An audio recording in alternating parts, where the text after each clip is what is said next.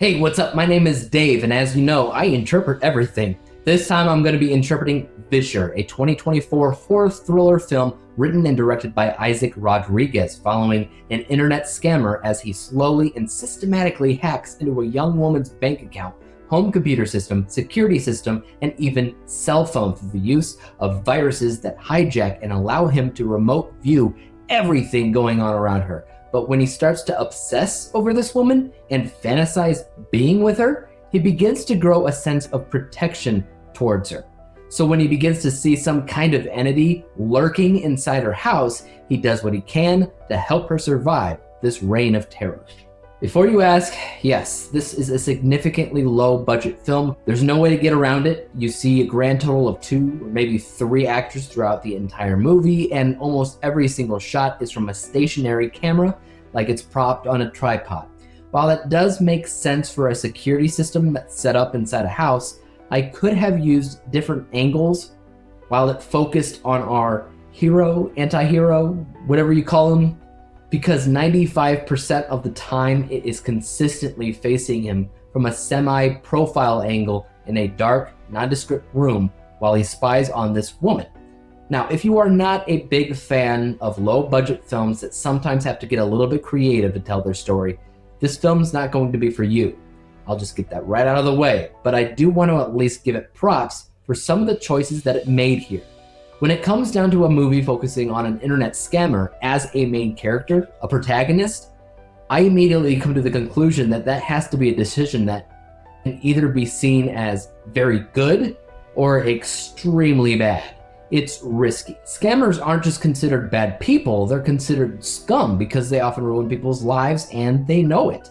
Thankfully, it doesn't glorify the work at all, and our protagonist actually hates his job, hoping to do one last job in order to get enough money to survive off of, and then he's out.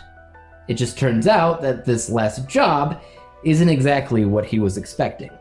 In the film's defense, I will say, while the things that he does to hack into our systems are broad and not as complex as they probably would be in real life, there's still a sense of disturbing realism that this is more or less the same exact process that a real scammer would use. We saw similar technological processes used just recently in the film Beekeeper, and as AI becomes more and more prevalent, a lot of this stuff is bound to become easier to come by for scammers, especially voice cloning.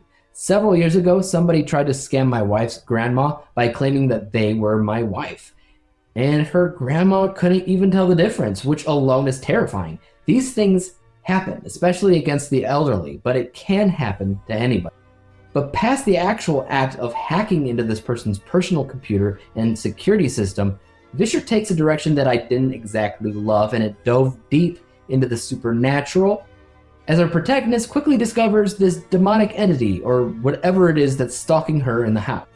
This film could have worked out just as well, if not significantly better, if it weren't a supernatural being and instead was a legitimate stalker or creep that, I don't know, lives in her walls and comes out at night to watch her sleep or something. And because our protagonist is strapped to a wheelchair the entire time, the film could then transition into more of a rear window type of thing, where he can only do so much to help in his predicament, but he can't exactly call the cops because he'll be caught as a criminal scam artist, and he can't physically get to her house or up her stairs or anything because he's wheelchair bound. So then the stalker or creep will find out about him, and then he'll come to silence the protagonist, etc. Had they gone that direction, I believe it would have been consistently themed in realism, and so it would have been better. Instead, this jump scare horror trope thing that they got going on in the movie kind of lessens its entire effectiveness and appeal, at least for me. That being said, I still like the overall concept introduced in the film. There's certainly a mixed bag of potential throughout the movie that I thought was entertaining enough, even if it didn't ultimately take the path I would have as a director. But maybe that's just me. I will say certain things feel a little bit off in terms of performances. I imagine that is one of the few things that happen with a limited budget. Not only do you have people that can't always fully commit to a role like others might be able to with a higher budget, but you also don't have a full cast either, so you don't have the ability to spread out the lines of dialogue in a much more effective and believable manner. A lot of importance was put on the shoulders of our leads here, and that much pressure could be pretty tough. It's definitely important to remember that. Letter grade wise, I'm gonna have to give this a C-. The beginning of the film was strong. Like I said, it was a lot more consistent, and had it remained more consistent like that, my score probably would have been about higher, maybe in the B or even B+ range, but the direction that it ultimately took was not really my favorite. But what can I say? Guys, have you seen Visher? If you have, were you a fan of this film? Were you not? Have you ever been contacted by a scammer attempting to steal your personal data?